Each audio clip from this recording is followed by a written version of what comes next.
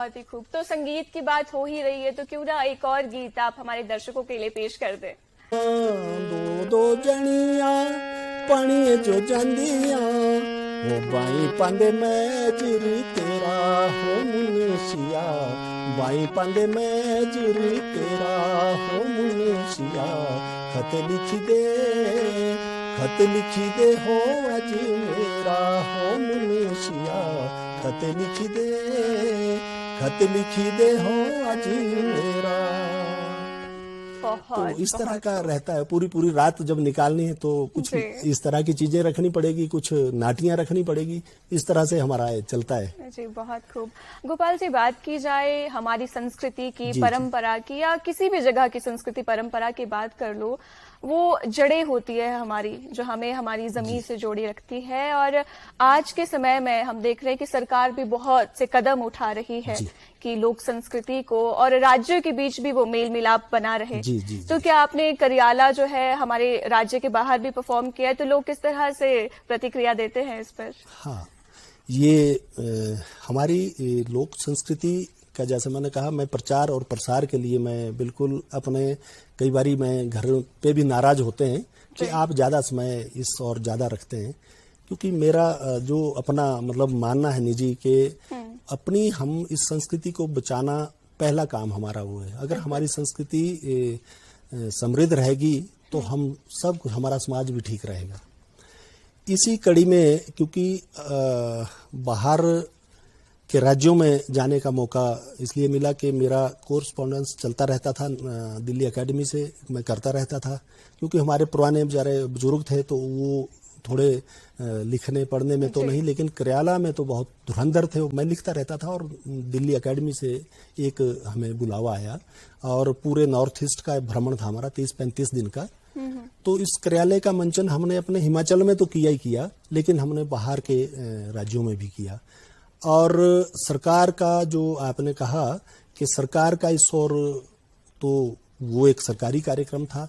तो अगर सरकार इस तरह का थोड़ा कलाकारों को मतलब कुछ मौका देते रहें तो हमारी संस्कृति मतलब बची रहेगी और आदान प्रदान भी होता रहेगा, क्योंकि वहाँ के लोग भी यहाँ पे आते हैं, अपनी संस्कृति का मंचन करके जाते हैं। तो इसी तरह हमने भी 30-35 दिन वहाँ लोगों के बीच में लगाए और बहुत ही अच्छा हमारा वहाँ पे रहा। और जैसा वो मैंने मौके की एक बात कही थी, मुझे एक याद आया। हमारा कार्यक्रम नीचे उस टाइम आसाम में गुवाहाटी में थे हम, और वहाँ पे हमारे 2 बड़े विदुर आदमी होते थे और हमें आज भी मतलब एक मेरे जो गुरुवर रहे हमारे, हम सबके गुरु थे। आज जितनी भी ये पार्टियां मेरे ख्याल यहाँ हमारे चल रही हैं उनके ही पैदा करी हुई है, पैदा मतलब कि उन्हीं का बीज बोया हुआ है।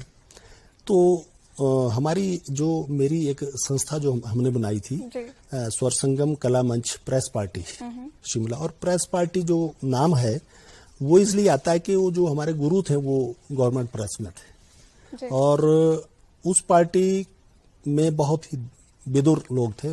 2 इसलिए मैं जिक्र करूंगा कि हमारे गुरुजी दौलतराम जी तनवार जी, और साथ में गुरु जो बनते थे उनके साथ वो पूर्वियां थे, और गुरु जो बनते थे वो लच्छी राम जी होते थे हमारे, वो भी दोनों बेचारे स्वर्ग सिधार गए। गुवाहाटी में हमारा कार्यक्रम चला हुआ था। मौके की जो बात मैंने कही थी, वहां पे हुआ क्या कि कार्यक्रम करते करते उन्होंने बेचारों ने दांत थे नकली लगाए हुए, क्योंकि दांत थे नहीं बेचारों को, बहुत वृद्ध थे लच्छी राम जी, उनके दांत गिर गए।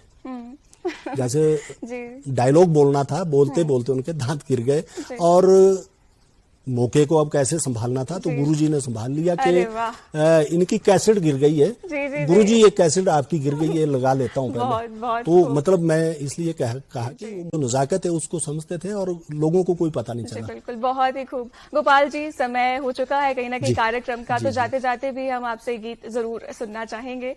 और बहुत बहुत धन्यवाद कार्यक्रम में आने के लिए और ये जानकारी देने के लिए। तो दर्शकों, आज के इस अंक में इतना ही। हम आशा करते हैं कि आज का कार्यक्रम आपको बेहद पसंद आया होगा और छोड़े चलते हैं आपको गोपाल जी की खूबसूरत आवाज के साथ। बहुत बहुत धन्यवाद। करियाला की एक जो नाटी करियाला में गाई जाती है, हल्की सी गाऊंगा। ऊपर बोलो ढाको दे रिड़ुआ तेरे उंदे पड़ी तूनी रे नाले नाले बोलो हेड़िया शुक्रू मेटा उंदे पड़ी तूनी रे नाले ओ पार बोलो ढाको दा रिड़ुआ तेरे उंदे पड़ी तूनी